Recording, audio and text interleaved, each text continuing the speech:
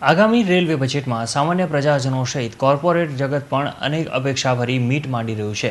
ત્યારે રેલ મંત્રી દક્ષિણ ગુજરાતના લોકોની કોઈ આશાઓ પૂરી કરે તે પર સૌ કોઈની નજર છે। ભરૂચ જિલ્લો ઔદ્યોગિક દ્રષ્ટિએ અગ્રીમ હોવા છતાં રેલવે તંત્રની ઉપેક્ષાનો ભોગ બનતો આવ્યો છે। અમદાવાદ મુંબઈ અને દિલ્હી મુંબઈ વચ્ચેનું અગત્ય સ્ટેશન ભરૂચ છે, જ્યાંથી રોજના હજારો મુસાફરો સમગ્ર દેશોમાં મુસાફરી માટે જતા હોય છે। આગામી બજેટમાં ભરૂચથી વડતાલ વિશેષ ભક્તિ સ્થળની ટ્રેન છે, તેમજ ડાકોર તથા અજમેરની વિશેષ ટ્રેન ભરૂચથી ઉપડે તેવી માંગ મુસાફરો કરી રહ્યા છે। રિઝર્વેશનની સુવિધા વધારા તથા સ્વચ્છતા અને સુરક્ષા પ્રત્યે પ્રાધાન્ય આપવામાં આવે તેમ ઈચ્છી રહ્યા છે। તે એવી છે કે પહેલાં તો ખાસ હું અમારું ભરૂચનું કહીશ કે આજે વર્ષોથી Valsad intercity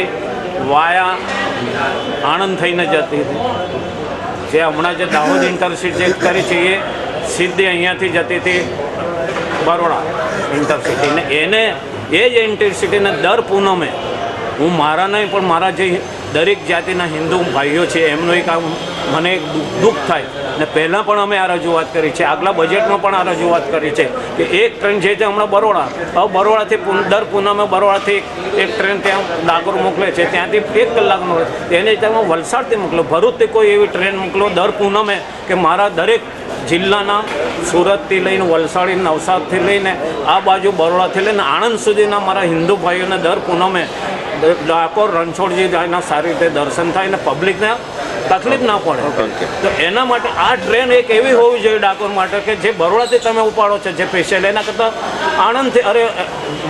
Bharuch pass holders association દ્વારા ભરૂચથી વડોદરા, ભરૂચથી સુરત જેવા શહેરની ટૂંકા અંતરની ઇન્ટરસિટી ટ્રેન શરૂ કરાય તેવી માંગ છે।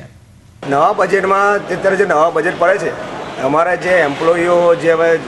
જોબ કરીએ છીએ એ લોકોને અપડાઉન માટે જે તકલીફ થાય છે અમારે વારાઘડી બરોડા માટે તો ઘણી ટ્રેનો બે એવા સ્કોપ છે, પણ જે અહીંયા ઝઘડિયા છે, દહેજ એરિયા છે એ રીતે જો જોબ કરનારા લોકલ એરિયાથી અપડાઉન કરનારા લોકો છે એ લોકો માટે રાતે ઘરે જવા માટે ખાલી એક જ ટ્રેનનો સ્કોપ છે, તે બી કોઈ રાઈટ ટાઈમ નહીં હોતો અને એને અહીંયા પાલેજ કે વરેડિયા લાઈને મૂકી દેવામાં આવે છે। અહીંયાથી ઘણા લોકો એવા લોકો છે કે જે લોકોને અહીંયાથી જ એ ટ્રેનમાં મુસાફરી કરીને રાત્રે મોડા પોતાને ઘરે પહોંચવાનું હોય છે। તો એ ટ્રેન સિવાય સૌરાષ્ટ્ર અને એના બે ટ્રેનના જે સ્ટોપેજ તમે લોકલ એરિયામાં વધારો, એમાં જ આ ટ્રેન જે વારંવાર તે પાલેજને એવા એરિયામાં જ્યાં કોઈ પેસેન્જર નહીં મળતો એ એરિયા તમે સાઇડિંગ કરી મૂકી રાખો છો,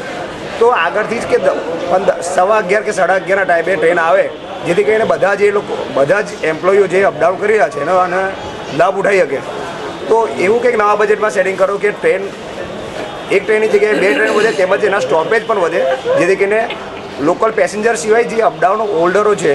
જે જોબ માટે નોકરી ઔદ્યોગિક દ્રષ્ટિએ હરણફાળ ભરેલા ભરૂચ જિલ્લાના ઉદ્યોગો અને અંકલેશ્વર ખાતે આવેલ કન્ટેનર ડેપોને વધુ કનેક્ટિવિટી મળે તે રીતે ગુડ્સ ટ્રેનની ફ્રીક્વન્સી વધારવામાં આવે તેમજ ઉદ્યોગ જગત ઈચ્છી રહ્યું છે। રજૂ થવા જઈ રહ્યું છે ત્યારે ભરૂચ રેલવે પાસ ધારક સંઘ દ્વારા પાસ ધારકોને નડતી સમસ્યા જેમ કે મેમુ ટ્રેનમાં રોજ ઘેટા બકરાની માફક લોકો અપડાઉન કરે છે, જો એમાં 2 ડબ્બાનો વધારો કરવામાં આવે તો આ સમસ્યા હલ થઈ શકે તેમ છે। બીજું કે બરોડાથી સુરત સુધીમાં ઇન્ટરસિટી ટ્રેન રોજ 2 વાર દોડાવવામાં આવે તો પ્રજાને અને અપડાઉનવાળાને પણ ઘણી આમાં રાહત મળી શકે। એક્સપોર્ટ માટેની જો વાત કરું તો એક્સપોર્ટ માટેના કન્ટેનરના વહન માટે બુશ ટ્રેનની કનેક્ટિવિટી ખૂબ જ ઓછી છે, તેને સત્વરે વધારવી જોઈએ। આમ રેલવે બજેટમાં આવી અન્ય કેટલીય અપેક્ષાઓ પ્રજાજનોની છે, ત્યારે કેટલી પૂર્ણ થાય છે તે જોવું રહ્યું। Sachin Patel, Hind TV news, Bharuch.